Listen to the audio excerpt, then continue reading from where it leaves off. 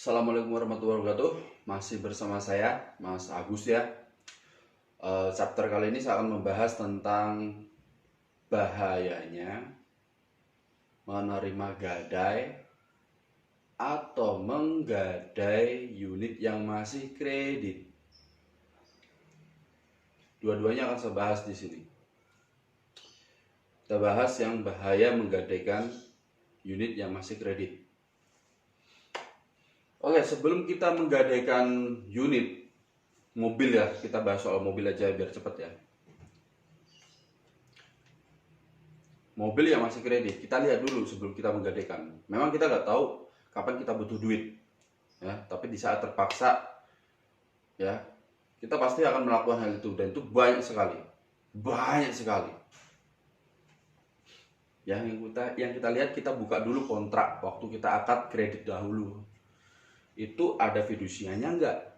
Kalau ada fidusianya, saya sarankan jangan sampai digadai. Kalau tidak ada fidusianya, tidak masalah, boleh. Tapi kalau ada fidusianya, jangan sampai digadai. Ya. Loh, kok bisa gitu? Kenapa, Mas Agus? Unit yang masih kredit, kalau ada fidusianya dan terdaftar di fidusia, itu artinya udah ada kepastian hukum. Ya, tentunya di kepastian hukum di kedua belah pihak, kreditur dan debitur.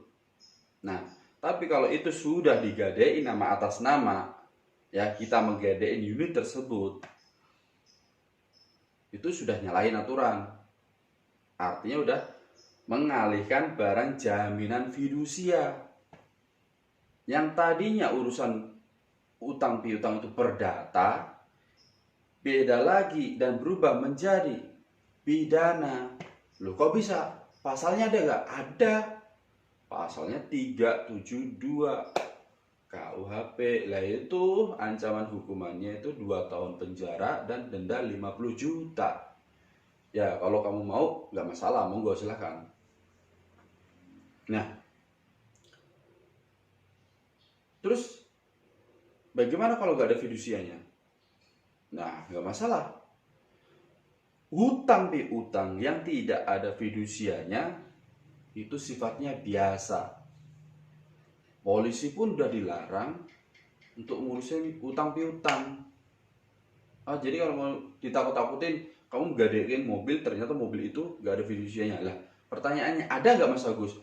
Kalau kita hutang yang nggak ada fidusianya? Ada. Kebanyakan leaseback ya. Leaseback itu mobil BPKB punya kita sendiri, terus kita butuh duit, kita masukin ke pihak finance, itu namanya leaseback. Dan itu nggak semuanya terdaftar di fidusia, nggak semuanya. Nah, bagaimana taunya ya? Taunya kita lihat di kontraknya waktu di perjanjian dulu.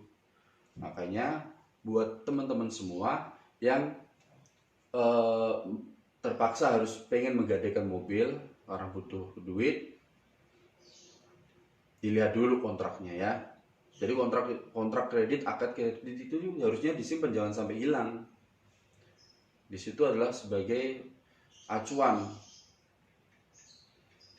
Kita lanjut untuk bahayanya yang sudah terlanjur menggadaikan unit. Ada satu kasus nih. Ada konsumen bernama Pak Anto. Pak Anto ini orang Jawa Tengah aja lah, aku sebutin orang Jawa Tengah, Pak Anto. Dia terpaksa menggadaikan mobilnya karena dia butuh sesuatu buat bayar. Ternyata dia menggadaikan ke temennya itu karena lama nggak ditebus, akhirnya dioper gadai ke orang lain. Bunganya membengkak sampai akhirnya dioper, hilang. Loh, bagaimana kalau sudah hilang? Dia mau marah sama temennya, mau marah seperti apa ya? Kalau unit sudah hilang gimana? Salah kita sendiri menggadaikan unit yang masih kredit dan kita nggak menebusnya gitu. Nah, kalau udah seperti itu, sampai akhirnya Pak Anto ini mendapat surat SP1, SP2 udah, SP3 udah, di datang debt collector udah, ya dia tatakin semua. Sampai hari ini dia dapetin somasi 1, somasi dua juga udah. Panggilan 1 dari kepolisian juga udah. Nah, kemarin dia datang ke rumah, dia dapat panggilan kedua. Ya, kalau Pak Anto nanti baca ini bukan ada niat ya Pak Anto ya. Kalau lihat ini video ini bukan berarti aku menyindir atau gimana. Saya sebagai teman, aku hanya membantu aja. Ya, saya pasti bantu kok nanti. Nah, sekarang pertanyaannya, bagaimana kalau unit sudah hilang? Dari pihak konsumen, secepatnya kan harusnya sebenarnya kalau memang hilangnya waktu itu sebelum parah, harusnya dia udah melapor ke pihak kepolisian. Cuman pihak kepolisian pun nggak bisa terima hasil laporan, apalagi masih kredit. Pihak kepolisian akan minta BPKB, kan gitu, atau surat keterangan di leasing kalau itu masih di leasing kan gitu. Tanpa adanya itu, polisi gak bakal mau. Nah, langkahnya gimana? Mau gak mau si konsumen ini harus ke kantor finance. Dia bilang apa adanya, Pak, mobilnya hilang, saya minta biasanya mereka akan minta asuransi. Nah, bisa nggak asuransi ini kalau buat kasus yang menggadaikan mobil? Ya bisa. Kalau kasusnya itu pencurian, bisa asuransinya diurus, bisa. Tapi kalau kasusnya dia menggadaikan, debitur yang menggadaikan, itu sampai kapan nggak bakal bisa, nggak bisa diurus asuransinya. Nah, setelah minta surat keterangan dari pihak finance bahwasanya BPKB itu masih di finance, barulah kita lari ke kantor polisi ya, bahwasanya ini loh Pak buktinya kalau BPKB masih di finance. Dengan ini aku minta tolong bantu buat laporan agar saya bisa memberitahu ke pihak finance, kan gitu. Memang yang namanya hutang adalah hutang. Kalau mobil hilang bukan berarti kita tanggung jawab bayar kita selesai, enggak. Yang hilang kan mobilnya. Sebenarnya pihak finance kan ini meminjamin dana. Ya, artinya kita harus ngasih ngangsur, sebenarnya seperti itu. Cuman banyaknya kasus yang terjadi kalau mobil sudah hilang, ya wajar lah manusiawi. Kita ogah-ogahan buat bayar. Lah, mobil udah hilang masa saya disuruh bayar? Nah, kalau orang awam kan masih takut kan, kadang ditakut-takut gitu, mobil dia ya pihak panen nggak mau tahu gitu loh. Dia nggak mau tahu, intinya utang harus bayar kan.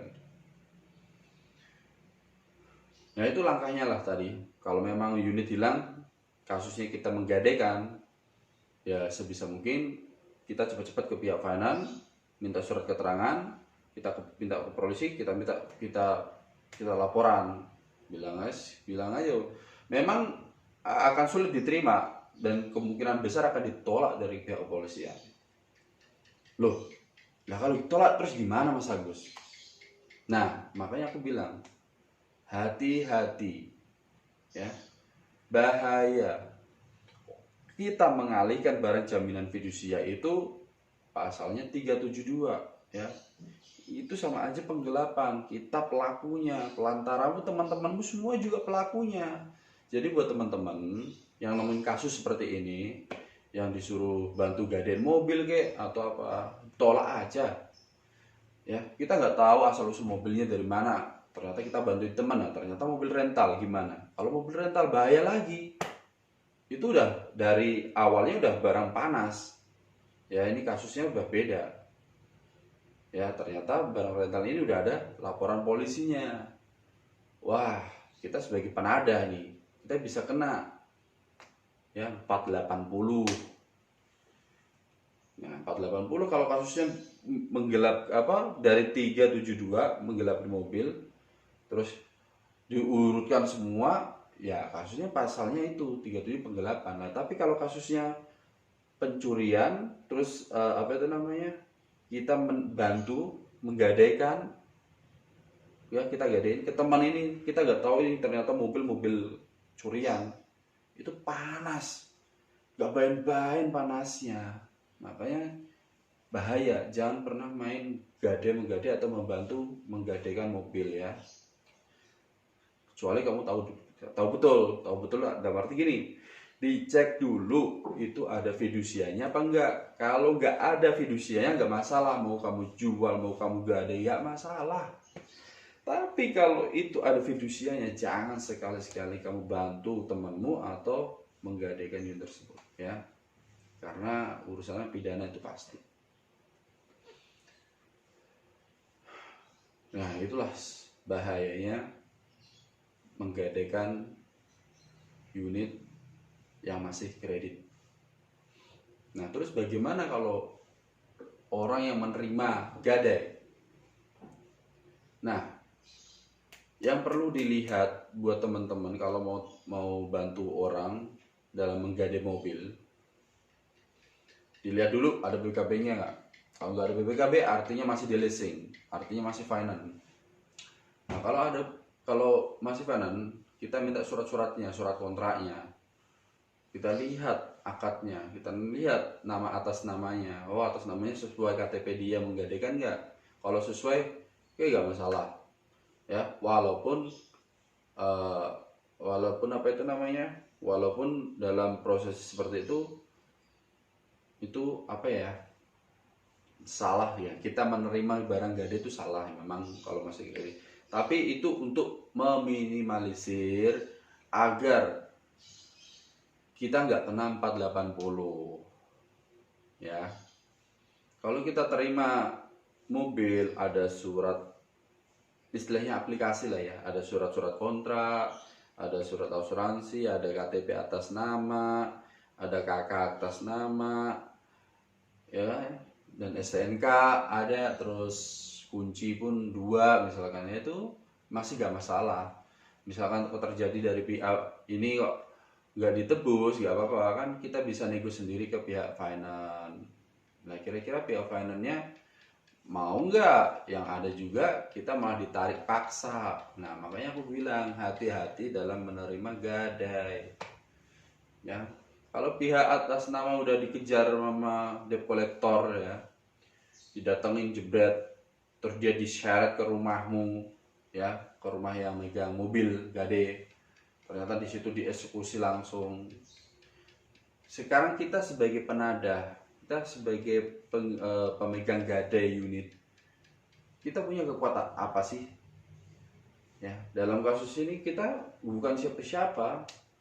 Antara kontrak itu terikat antara kreditur dan debitur, kita bukan siapa-siapa di sini.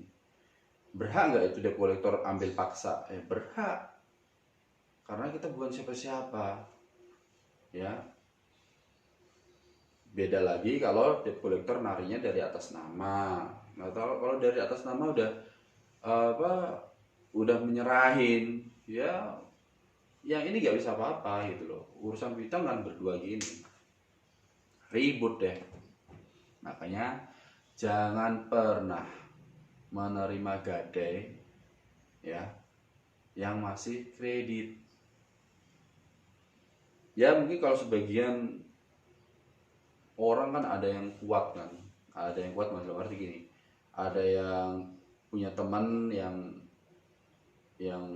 ya teman yang kuat lah istilahnya seperti itu, atau relasi. Nah tapi kalau Anda masih nggak paham, niatnya hanya nolongin teman, oh dapat gadaian mobil enak nih, murah cuma 15 misalkan, tapi nggak taunya mobilnya di jalan ditarik di jalan, mau? Bisa nggak ditarik jalan? Bisa, kenapa nggak bisa? Ya, memang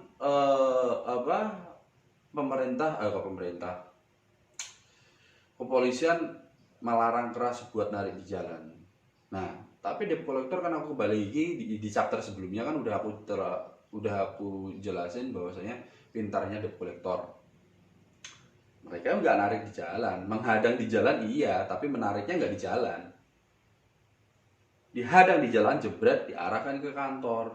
Kalau ini pihak ketiga atau pemegang gade yang megang, dia nggak punya hak apa-apa, nggak punya hak apa-apa, ya udah ketarik ya tuh mobil, tarik. Yang rugi siapa? Kedua belah pihak. Nah, itu kalau masih kredit. Nah, bagaimana kalau barang curian? Ya, kita terima gade, ternyata kita nggak tahu, ternyata barang yang kita terima itu barang curian. Wah, kita tetap jadi tersangka di sini. Ya, kita penadah.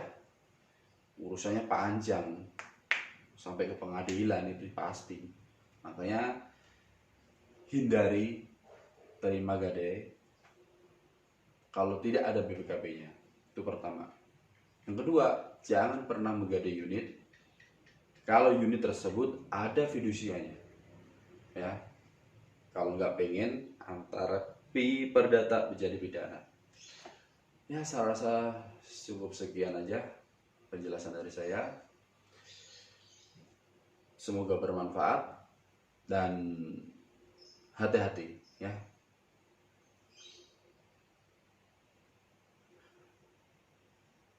Assalamualaikum warahmatullahi wabarakatuh.